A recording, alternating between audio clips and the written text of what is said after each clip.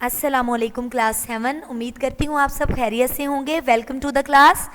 तो बेटा मैंने आपको कुछ अच्छी बातें बताई थी।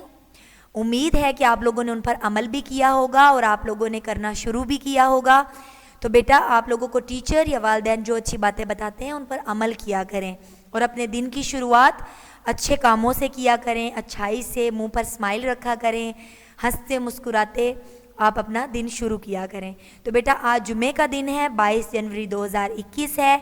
हम मजमून कर रहे थे देही और शहरी ज़िंदगी, जो हमने ऑलमोस्ट हाफ कर लिया था, निस्फ हमने पढ़ लिया था और आपने कॉपी पर भी उतार लिया होगा और आपने उसको याद भी कर लिया होगा। तो हम आज बढ़ते हैं अपने निस्फ मजमून की तरफ, जो आज हम मुकम्मल करेंगे। मैं आपको उसकी पढ़ाई मुकम्मल करके बताऊंगी और फिर उसके बाद आप उसको अपनी कॉपी पर लिखेंगे और याद भी करेंगे। बहुत अच्छा कदम होगा अगर आप रोज़ के रोज़ इन सारे कामों को करते जाएंगे, आपके पेपरों की तैयारी वक्त पर होती जाएगी। चलें बेटा बढ़ते हैं अपने काम की तरफ। देही ज़िंदगी, तो आपने आज के आपके जो घर का काम है आपका है मुकम्मल मजमून आपने याद करना है और जितना रह गया उतना आपने लिखना है। तो देही ज़िंदगी, देही ज़िंदगी कौन सी होती है? गांव की ज़िंदगी, देहाती ज़िंदगी। देहात में घी, दूध, मक्खन खालिस मिल सकता है। अब गांव में कौन कौन सी चीज़ें खालिस मिलती हैं? गांव में आपको दूध, घी और मक्खन बहुत ज़्यादा खालिस मिलता है।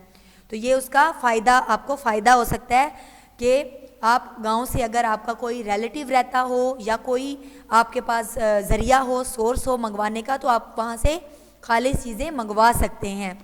लेकिन अगर आप बेकरी से बाय करते हैं या कहीं और से, तो वो महंगे दामों भी देते हैं और वो उस तरह की ख़ास चीज़ें खालिस नहीं मिलती हैं आपको जिस तरह की देहात में मिलती हैं।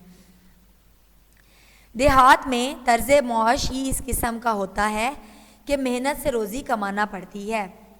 देहात में तर्ज़ मुआश ही इस किस्म का होता है कि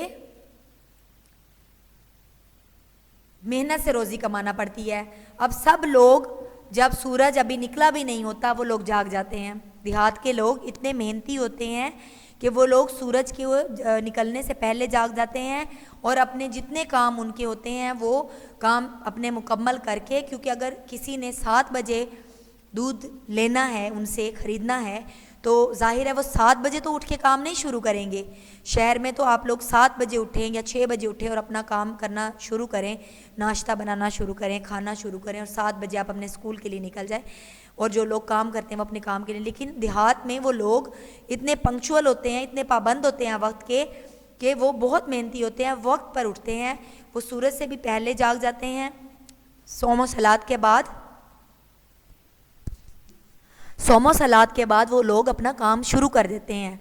जिन्होंने कहीं दूध पहुंचाना है, दही, या उन्होंने अपनी दुकान स्टार्ट करनी है, शुरू करना है काम सुबह के वक्त, तो उनका काम 7 बजे उनकी नौकरी, उनकी जॉब स्टार्ट हो जाती है। और उससे पहले जो वो काम करते हैं बैकग्राउंड में, वो गाय का दूध निकालना, मक्खन निकालना, दही और ये सारे काम जो वो ताज़ी दुकानों तक पहुंचाते हैं। तो वो तो बहुत ज़्यादा मेहनत कश हैं और बहुत ज़्यादा मेहनत से रोज़ी कमाते हैं। तो इसी तरह देहात में तर्ज़ मौश इस किस्म का होता है कि मेहनत से रोज़ी कमाना पड़ती है।